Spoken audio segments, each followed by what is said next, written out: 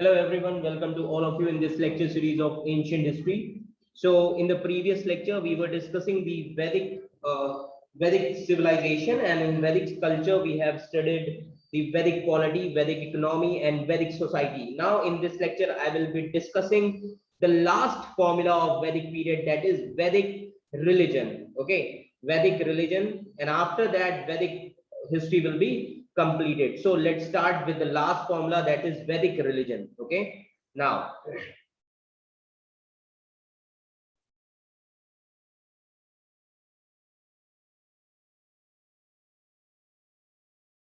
Vedic religion. Okay, fourth formula.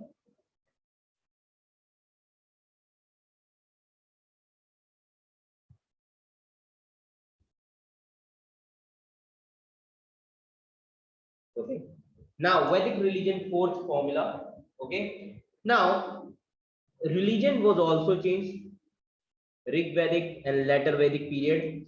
अब जब भी पॉलिटी, इकोनॉमी, सोसाइटी चेंज होगी तो जो रिलीजन है वो भी चेंज होगा. तो ऋग वैदिक पीरियड में रिलीजन क्या था? सनातन धर्म. सनातन धर्म. What is the meaning of Sanatan? Okay, अब सनातन का मतलब क्या है? ओके, ऋग वैदिक में सनातन धर्म था. So now what is the meaning of Sanatan? Because its inception is unknown. समझ में आ रहा है? Why religion is known as Sanatan? Because its inception is unknown. समझ में आ रहा है? Sanatan Dharma. Okay, so in Rig Vedic period, okay, there were various gods. Okay, there were various gods. समझ में आ रहा है? ये याद रखिएगा. So basically people were worshipping natural forces. लोग जो थे वो क्या यूज करते? they worship natural forces. Okay, and there were total 33 gods and goddesses. समझ में आ रहा है? 33 गॉड एंड गॉडेस. ओके, ये याद रखिएगा. तो हर गॉड के दो फंक्शन होते थे, एंड तीन जो सबसे इंपॉर्टेंट गॉड थे वो तीन गॉड थे ऋग्वेदिक में. ये याद रखिएगा, 3 इंपॉर्टेंट गॉड्स.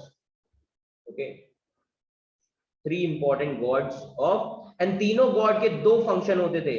एक सेलेस्टियल फंक्शन, ओके, दूसरा वर्ल्डली फंक्शन. ये मैं तीनों चीजें बताऊंगा, और इधर भी सेम रहेगा बट गॉड चेंज हो जाएंगे लेटर वैदिक में. समझ में आ रहा है? तो अब वर्ल्डली फंक्शन क्या होते थे? Sorry, celestial function. अब पहले तो वो तीन गॉड थे, कौन कौन से? ओके, इंद्रा, अग्नि, वरुण. तीन गॉड कौन कौन से थे? इंद्रा, अग्नि, वरुण.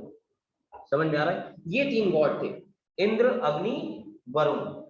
अब ये याद रखिएगा, इंद्रा के दो फंक्शन थे. ओके, सेलेस्टियल फंक्शन क्या था इंद्रा का? इंद्रा का सेलेस्टियल फंक्शन था रेन. बारिश के भगवान को कहा जाता है. सेलेस्टियल फंक्शन क्या है इंद्रा का? Rain. Okay, rain, celestial function. And दूसरा जो वर्ल्डली फंक्शन है इंद्रा का, वो क्या है? पुरंदर. पुरंदर भी कहा जाता है. What is the meaning of Purandar? Purandar क्या है? पुरंदर मतलब to help in wars. Okay, ये याद रखिएगा. पुरंदर का मतलब to help in war. War में जो हेल्प करते थे उसको हम बोलते हैं पुरंदर. तो इंद्रा के दो फंक्शन होते थे, एक रेन के लिए, दूसरा वॉर को जीतने के लिए. उसमें उनको कहा जाता था पुरंदर. समझ में आ रहा है? तो ये दो काम होते थे इंद्र के. तो इंद्र सबसे इंपॉर्टेंट गॉड थे. देन दूसरे अग्नि. ओके, अग्नि के भी दो फंक्शन थे. अब दो फंक्शन क्या थे अग्नि के? ओके, पहला, अग्नि को हम यूज करते थे वेपन की तरीके से. वेपन. Why weapon? अब ये याद रखिएगा, ऋग वैदिक पीरियड में आयरन डिस्कवर नहीं हुआ था. डिस्कवरी आयरन की कब हुई? 1000 बीसी. तो 1000 बीसी के बाद आयरन वेपन्स बनेंगे. उससे पहले क्या था? अग्नि. हल्की सी लड़ाई हुई, जाके लोगों के घर को जला दिया जाके. समझ में आ रहा है? गांव गांव जला दिए जाते थे. तो अग्नि किस चीज का काम करता था? वेपन का, टूल का. ये याद रखिएगा. ओके, दूसरा जो अग्नि जो था वो क्या काम करता था वर्ल्डली फंक्शन में, मीडिएटर का काम, वर्ल्डली फंक्शन। कैसे मीडिएटर का काम? देखिए, अब यज्ञ होते थे, समझ में आ रहा है? अब यज्ञ होते थे, ओके। तो यज्ञ में क्या होता था कि ह्यूमंस यज्ञ करते थे, तो अग्नि किस चीज का काम करता था? अग्नि becomes mediator between human beings and God. अग्नि क्या था? मीडिएटर था, किसके बीच में? ह्यूमन बीइंग्स एंड गॉड के बीच में, थ्रू यज्ञ। समझ में आ रहा है? तो ये था वर्ल्डली फंक्शन। तीसरे जो गॉड थे वो थे वरुण, ओके, वरुण। अब वरुण का सेलेस्टियल फंक्शन क्या था? ओशन। इनको क्या कहा जाता है? God of ocean, Varun, okay. And worldly function क्या था? रता, RTA, रता, ओके। रता किसको बोलते हैं? God of morality, god of morality.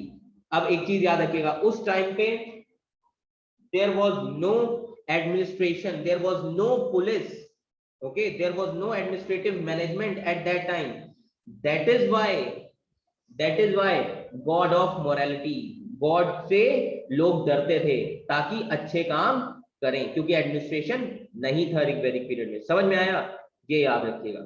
तो ये था रिलीजन। रिलीजन क्या था? सनातन धर्म। तीन मेन गॉड कौन से थे? इंद्र, अग्नि, वरुण, जिनके दो फंक्शन होते थे, एक सेलेस्टियल और एक वर्ल्डली फंक्शन। समझ में आ रहा है? ये याद रखिएगा, ओके, ये याद रखिएगा। देन मोड ऑफ वर्शिप क्या होता था? नाउ, ओके, ऋग्वेदा, लेटर वैदिक। नाउ मोड ऑफ वर्शिप क्या होता था? मोड ऑफ वर्शिप ऋग्वैदिक पीरियड में, अब ये याद रखिएगा, मोड ऑफ वर्शिप क्या होता था? Prayers, okay, prayers. समझ में आ रहा है? Prayers, okay, mode of worship prayers. Objective क्या होता था? रिलीजन का ऑब्जेक्टिव क्या होता था? ऑब्जेक्टिव प्रॉस्पेरिटी, कि सभी को क्या चाहिए? ज्यादा पैसा, okay, to get wealth, okay. और दूसरा brave sons, brave sons, because कबीले के जो राजा होते थे वो फैमिली, मतलब वो किंग होता था, और किंग मतलब ब्रेव सन्स, लोग सभी लोग क्या चाहते थे? Brave sons, objective. देन इसका सोर्स कहां पे दिया हुआ है? सोर्स ऋग्वेदा। सोर्स क्या है इसका? ऋग्वेद। ऋग्वेद में ये सारी चीजें दी हुई हैं कि मोड ऑफ वर्शिप क्या है, ये सारी चीजें दी हुई हैं। तो ये था रिलीजन, ये याद रखिएगा, ऋग्वैदिक पीरियड का रिलीजन। समझ में आ रहा है? अब लेटर वैदिक पीरियड, अब हम बात करेंगे लेटर वैदिक पीरियड की। Is that clear? ये याद रखिएगा। अब लेटर वैदिक पीरियड, ओके। अब लेटर वैदिक पीरियड का रिलीजन क्या था? ब्राह्मिकल रिलीजन, ओके। रिलीजन क्या था? ब्राह्मिकल रिलीजन। ब्राह्मिकल रिलीजन आ गया था क्योंकि वर्णा system, Brahma, okay.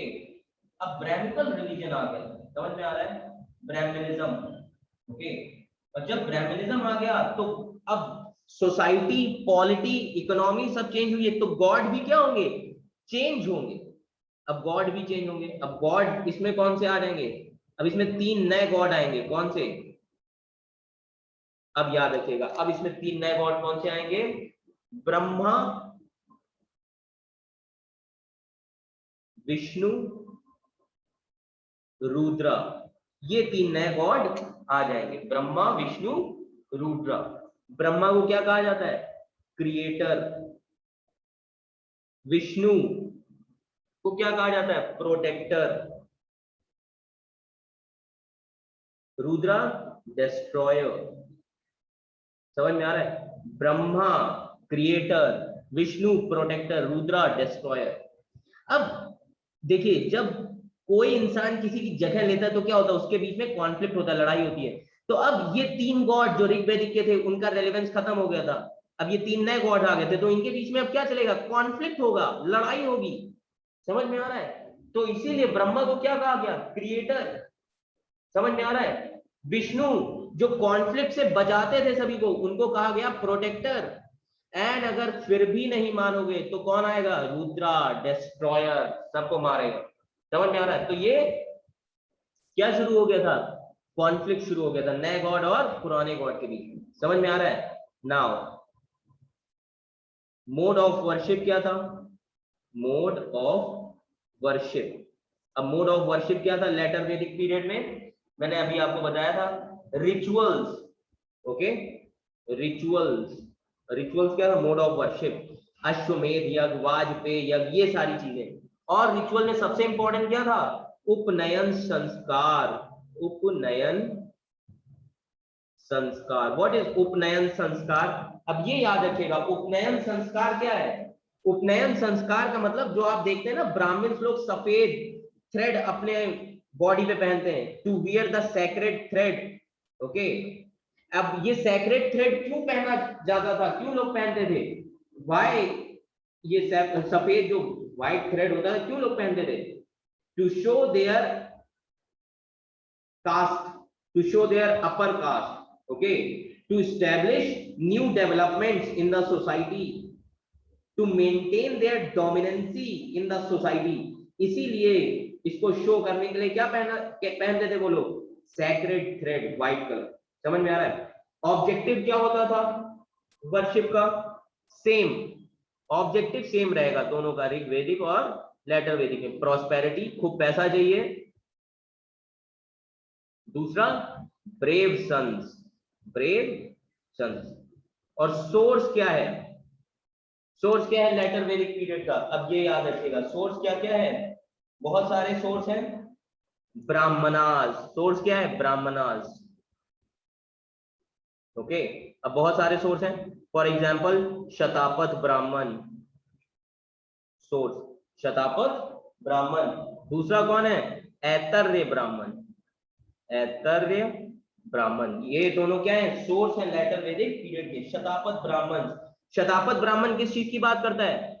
Social rituals की, सोशल रिचुअल्स। ऐतर्य ब्राह्मण किस चीज की बात करता है? Political rituals, political rituals. तो अब पॉलिटिकल रिचुअल्स में जो अश्वमेध यज्ञ, वाजपेय यज्ञ, ये सारी चीजें वो किसमें आ जाएंगी? ऐतर्य ब्राह्मण। समझ में आ रहा है? ये सारी चीजें कहां पे दी हुई है? ऐतर्य ब्राह्मण।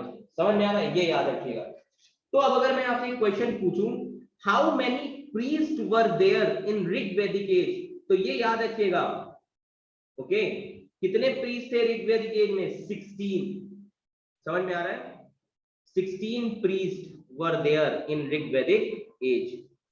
और ब्राह्मण भी उसमें से एक प्रीस्ट है। ब्राह्मण्स, ब्राह्मण्स क्या है? इन्हीं 16 प्रीस्ट में से एक है। समझ में आ रहा है? ये याद रखिएगा। ओके, अब एक चीज याद रखिएगा, तो वेदास क्या है? वेदास को हम क्या बोलते हैं? अपौरुषेय। ये याद रखिएगा, वेदास क्या है? वेदास अपौरुषेय। अपौरुषेय क्या मीन? अपौरुषेय का मतलब क्या होता है? Those things written by God, written by God. मतलब Vedas written by God, Gita written by God, Bible written by God, Quran written by God. समझ में आ रहा है? ये याद रखिएगा। तो जो चीजें गॉड ने लिखी हैं उनको हम अपौरुषेय कहते हैं। तो वेदास क्या है? अपौरुषेय। बट लेटर वैदिक एज में ब्राह्मणास आ गए थे और ब्राह्मणास लिखे गए थे। तो अब लेटर वैदिक एज में एक कांड हो गया। कांड क्या था? Brahmanas. And Brahmanas are not अपौरुषेय। समझ में आ रहा है? बट वेदास क्या थे ऋग्वेदिक में? वो क्या थे? अपौरुषेय, रिटन बाय गॉड। अब ब्राह्मणास को लोगों को समझाना था ताकि लोग एक्सेप्ट करें। अब लोग कैसे एक्सेप्ट करेंगे ब्राह्मणास को? तो ब्राह्मण्स ने क्या किया? ब्राह्मण्स ने कंपाइल कर दिया, ब्राह्मणास ने खुद को कंपाइल किया एक नए वेदा में जिसको कहा गया यजुर्वेदा, ताकि लोग इसको एक्सेप्ट करें। तो सोसाइटी में एक्सेप्टेंस के लिए ब्राह्मणास किसमें कंपाइल किए गए? यजुर्वेदा। समझ में आ रहा है? यजुर्वेदा को हम क्या बोलते हैं? Veda of rituals, Veda of rituals. समझ में आ रहा है? ये याद रखिएगा। अब अगर मैं एक चीज आपसे पूछूं कि ब्राह्मण जो यज्ञ कराते थे, रॉयल रिचुअल्स कराते थे, ये मैजिकल फॉर्मूला उन्हें कहां से मिलता था? अथर्ववेदा, ये याद रखिएगा, अथर्ववेदा से उन्हें मैजिकल फॉर्मूला मिलता था। अथर्ववेदा को हम क्या बोलते हैं? Book of magics and practices. समझ में आ रहा है? ये याद रखिएगा। Okay, so during the later Vedic period along with priestly class one more stream took birth। दूसरी स्ट्रीम जिसने बर्थ लिया ब्राह्मणास के साथ, वो कौन सी थी? उपनिषदिक, उपनिषदिक स्ट्रीम। ये भी साइमल्टेनियसली थी। किस टाइम पे? ब्राह्मणास के टाइम पे, लेटर वैदिक पीरियड में। ओके, तो अब एक नई स्ट्रीम भी साथ में चल रही थी ब्राह्मणास के साथ, वो कौन सी थी? उपनिषदिक स्ट्रीम। ओके, और इसको बेसिकली हम बोलते हैं संत, संत लोगों की स्ट्रीम, संत। ओके, ये याद रखिएगा। तो इसकी शुरुआत कहां से हुई? राजा जनक, राजा जनक उपनिषदिक स्ट्रीम के थे।